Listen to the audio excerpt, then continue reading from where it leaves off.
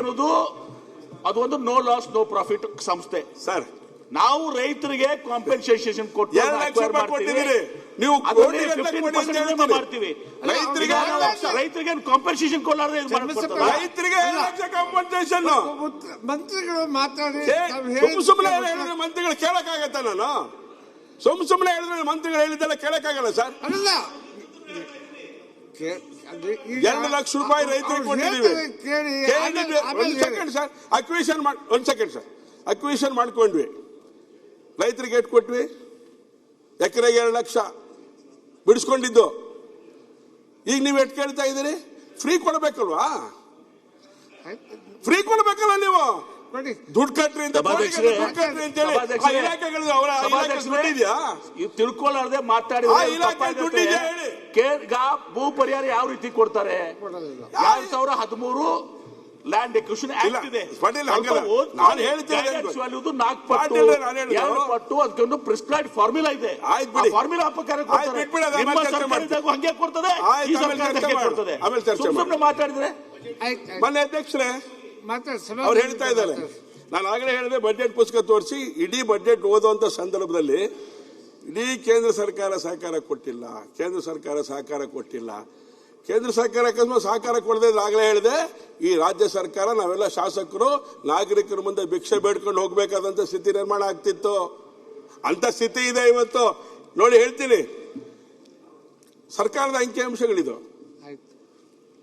ಕೇಂದ್ರದಿಂದ ರಾಜ್ಯಕ್ಕೆ ನೀಡಿದ ಅನುದಾನಗಳು ಸ್ವಲ್ಪ ಅರ್ಥ ಮಾಡ್ಕೋಬೇಕಲ್ಲ ನಾವು. ಇಲ್ಲ ಅಂತ ಹೇಳಿದ್ರೆ ನಾವು ಒಪ್ಕೊಂಡ್ಬಿಡಕ್ಕಾಗತ್ತಾ? ಕೇಂದ್ರ ಸರ್ಕಾರ ರಾಜ್ಯಕ್ಕೆ ನೀಡಿದ ಅನುದಾನದ ಬಗ್ಗೆ ವಿತ್ತ ಸಚಿವಾಲಯ ಕೊಟ್ಟಿರುವಂತ ಸಂಗತಿ ಇದು. ಫೆಬ್ರವರಿ 2026 ಬಿಡುಗಡೆ ಮಾಡಿದಂತ ಅದಕ್ಕೆ ಸಂಬಂಧಪಟ್ಟಂತೆ ದಾಖಲೆಗಳಿದು. ಕಾಂಗ್ರೆಸ್ ಸರ್ಕಾರ ಮಾಡುವ ಸುಳ್ಳು ಆರೋಪಗಳಿಗೆ 10 ವರ್ಷಗಳ ರಾಜ್ಯಕ್ಕೆ ನೀಡಿದ ತೆರಿಗೆ ಹಂಚಿಕೆ ಮತ್ತು ಸಹಾಯಧನದ ದಾಖಲೆಗಳಿಂದ ವಿತ್ತ ಸಚಿವಾಲಯ ನೀಡಿದೆ. ಬರೀ ಸುಳ್ಳು 10 ವರ್ಷದಿಂದ. 14ನೇ ಹಣಕಾಸಿನ ರಾಜ್ಯದಕ್ಕೆ ಸಿಂಹಪಾಲು, 14ನೇ ಹಣಕಾಸಿನ ಆಯೋಗ, 15ನೇ ಹಣಕಾಸು ಬಿಡುಗಡೆ ಆಗಿಲ್ಲ, ಸುಖ ಸುಮ್ಮನೆ ದೂರ್ತಾ ಇದ್ರು. 2014ರಿಂದ 26 ಒಳಗಡೆ ಎಷ್ಟು ಬಿಡುಗಡೆ ಮಾಡಿದೆ ಅಂತ ಮಾಹಿತಿ ಕೊಡ್ತೇನೆ ನಿಮಗೆ ಮನೆ ಅಧ್ಯಕ್ಷರೇ. 2014ರಿಂದ 26 10 ವರ್ಷದಲ್ಲಿ 6,25,000 ಕೋಟಿ ಹಣ ಅಲ್ವಾ? 6,25,000 ಕೋಟಿ ಕೊಟ್ಟಿದ್ದೀವಿ ಮಾನ್ಯ ಅಧ್ಯಕ್ಷರೇ. ಅದಕ್ಕೆ ಹೇಳಿದೆ, ಅಕಸ್ಮಾತ್ ಕೇಂದ್ರ ಸರ್ಕಾರ ಕೊಡದೆ ಹೋಗಿದ್ರೆ ಭಿಕ್ಷೆ ಬಿಡುವಂತ ಸ್ಥಿತಿ ಈ ಸಿದ್ದರಾಮಯ್ಯ ಅವರ ಬಜೆಟ್ ಮಾಡಿಬಿಡ್ತಿತ್ತು ನಮಗೆ ಅಂತ ಹೇಳಿ. ಇದರಲ್ಲಿ ತೆರಿಗೆ ಹಂಚಿಕೆ ಅನುದಾನ 3,89,000 ಕೋಟಿ, ಸಹಾಯಧನ 2,36,000 ಕೋಟಿ. ಇದೆಲ್ಲ ಹಣ ಅಲ್ವಾ? ಒಂದು ನಿಮಿಷ ಕೂತ್ಕೊಳ್ಳಿ ದಯವಿಟ್ಟು. ನೀವು ದೊಡ್ಡ ಆನ್ಸರ್ ಕೂಡ ಕೊಡೋದು ಬಿಡ್ರಿ. ಈಗ ಆಗ್ಲೇ ಹೇಳಿದ್ರಲ್ಲ, ಸ್ಟ್ಯಾಟಿಸ್ಟಿಕ್ಸ್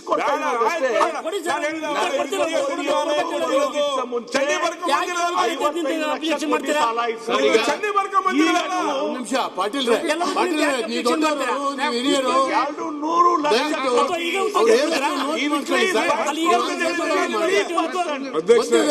ಎಲ್ಲ ಪ್ರತಿಯೊಂದು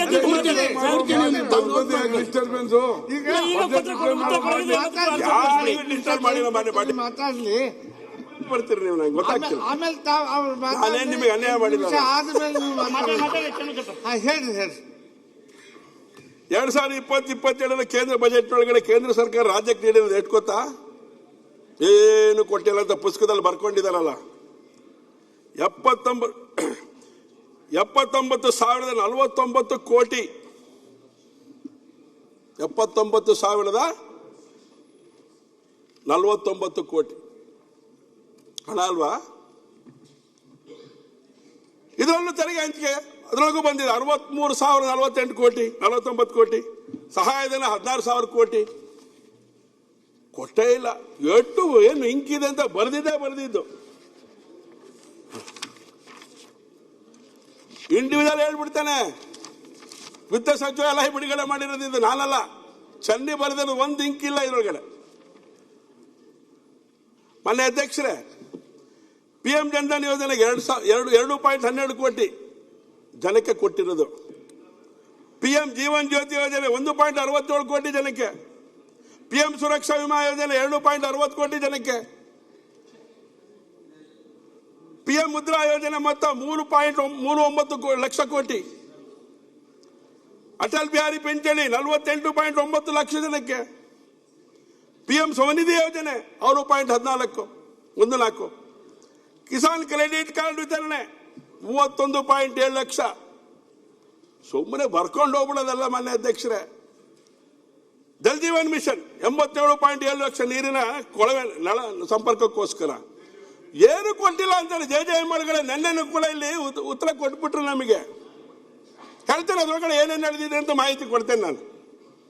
ಭ್ರಷ್ಟಾಚಾರ ಎಲ್ಲೆಲ್ಲಿ ನಡೆದಿದೆ, ಬೋರ್ವೆಲ್ ಒಳಗಡೆ ಭ್ರಷ್ಟಾಚಾರ ಹೇಗೆ ನಡೆದಿದೆ ಉದಾಹರಣೆ ಸ್ಯಾಂಪಲ್ ಚಿಕ್ಕಮಗಳೂರು ಜಿಲ್ಲೆ ಶೃಂಗೇರಿ ಕೊಡ್ತೇನೆ ನಾನು ಅಷ್ಟೇ. ಇಡೀ ರಾಜ್ಯದಲ್ಲಿ ಏನಾಗಿದೆ ತನಿಖೆ ಮಾಡಬೇಕಾಗತ್ತೆ ನಾವೆಲ್ಲ ಸೇರ್ಕೊಂಡು. ಇಡೀ ರಾಜ್ಯದ ಏನಾಗಿದೆ ಬೋರ್ವೆಲ್ ತೆಗೆದಾಗ ಎಷ್ಟಡಿ ತೆಗೆದಿದ್ದಾರೆ, ಎಷ್ಟಡಿಗೆ ಬಿಲ್ ಮಾಡಿದ್ದಾರೆ, ಅದ್ರ ಬಗ್ಗೆ ಮಾಹಿತಿ ಕೊಡೋನಿದ್ದಾರೆ ನಾನು. ಮಾನ್ಯ ಅಧ್ಯಕ್ಷರೇ, PM ಉಜ್ವಲ ಯೋಜನೆ 41.4 ಲಕ್ಷ. ಜನೌಷಧಿ ಕೇಂದ್ರ 1410 ಕೇಂದ್ರಗಳು ಮಂಜೂರು ಮಾಡಿರೋದು. ಆಯುಷ್ಮಾನ್ ಕಾರ್ಡ್ 1 ಕೋಟಿ 1.89 ಕೋಟಿ ಕಾರ್ಡ್ ವಿತರಣೆ. PM ಗರೀಬ್ ಕಲ್ಯಾಣ ಅನ್ನ ಯೋಜನೆ 4.2 ಕೋಟಿ ಜನಕ್ಕೆ. PM ಕಿಸಾನ್ ಯೋಜನೆ 43.2 ಲಕ್ಷ. ಹೀಗೆ ರಾಜ್ಯ ಸರ್ಕಾರಕ್ಕೆ ಮರ್ಯಾದೆ ಹೋಗ್ಬಿಡತ್ತೆ ಸುಳ್ಳು ಹೇಳಿದ್ರೆ. ಅಟ್ಟು ಕೊಟ್ಟಿದೀವಿ, ಏನು ಕೊಟ್ಟಿಲ್ಲ, ಎಷ್ಟು ವರ್ಷ ತಡ್ಕೊಳ್ಳೋದು ನಾವು. ಇನ್ ಡೀಟೇಲ್ ಹೋಗ್ಬಿಟ್ಟೆ ಇನ್ನೂ ತುಂಬಾ ಮರ್ಯಾದೆ ಹೋಗ್ಬಿಡುತ್ತೆ ರಾಜ್ಯ ಸರ್ಕಾರದ್ದು. ಯಾಕಂದ್ರೆ ಸುಳ್ಳು ಹೇಳ್ಬಿಟ್ಟಿದ್ದಾರೆ ಬಜೆಟ್ ಒಳಗೆ. ಮರ್ಯಾದೆ ಕಳ್ಕೊಳಕ್ ರೆಡಿ ಇದೀವಿ. ಸ್ವಲ್ಪ ಹೋಗಿದೆ ಅಧ್ಯಕ್ಷರೇ, ಕರೆಕ್ಟ್ ಆಗಿ ಓದ್ಲಿ. JJM ಎಷ್ಟು ಕೊಡ್ಬೇಕು, ಸ್ವಲ್ಪ ಕೇಂದ್ರ ಸರ್ಕಾರದಿಂದ ಹೇಳಿ. ಇಲ್ಲೆಲ್ಲ ಕೂತಿದ್ದಾರೆ, ಅರ್ಗ ಜ್ಞಾನೇಂದ್ರ ಸಾಹೇಬ್ರು ಕೂತಿದ್ದಾರೆ, ಸಿದ್ದು ಸೌದಿ ಸಾಹೇಬ್ರು ಕೂತಿದ್ದಾರೆ. ಬಂದಿದ್ಯಾ ಸರ್ ಪಂಚಾಯತ್ ರಾಜ್ ಇಂದ? ಸರ್ ಬಂದಿದ್ಯಾ? ಎಷ್ಟು ಬಂದಿದೆ ಹೇಳಿ ಸರ್? 2500 ಕೋಟಿ ಇನ್ನಾನು ಕೇಂದ್ರ ಸರ್ಕಾರದಿಂದ ಬರಬೇಕು.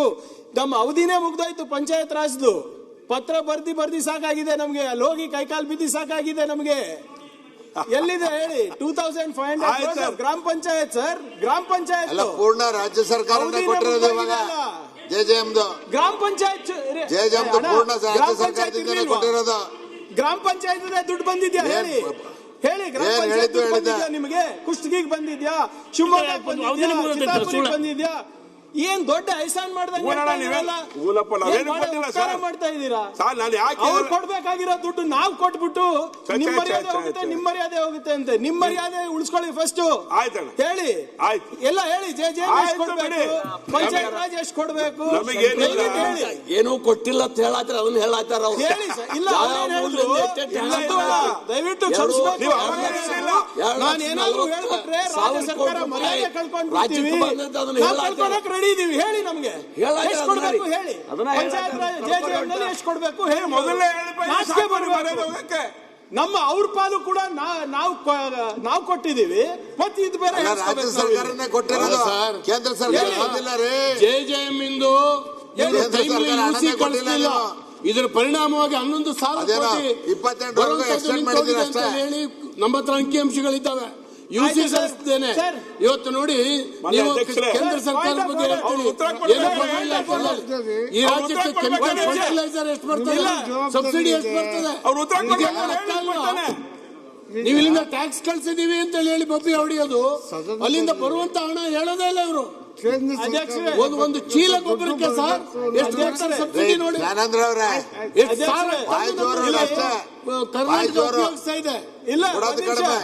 ನಿರ್ಭೀತ, ನಿಷ್ಪಕ್ಷಪಾತ, ವಿಶ್ವಾಸಾರ್ಹ ಸುದ್ದಿಗಳಿಗೆ ಮತ್ತೊಂದು ಹೆಸರಾಗಿರೋ ನ್ಯೂಸ್ 18 ಕನ್ನಡ ಈಗ ಆಪ್ನಲ್ಲೂ ಲಭ್ಯ ಇದೆ. ದಯವಿಟ್ಟು ಇಲ್ಲಿರೋ QR ಕೋಡ್ ಅನ್ನ ಸ್ಕ್ಯಾನ್ ಮಾಡಿಕೊಂಡು ಆಪ್ ಡೌನ್ಲೋಡ್ ಮಾಡೋದಕ್ಕೆ ಮರಿಬೇಡಿ. ನಿಮ್ಮ ಬೆಂಬಲ ಹೀಗೆ ಸದಾ ನಮ್ಮೊಂದಿಗಿರಲಿ. ಧನ್ಯವಾದ.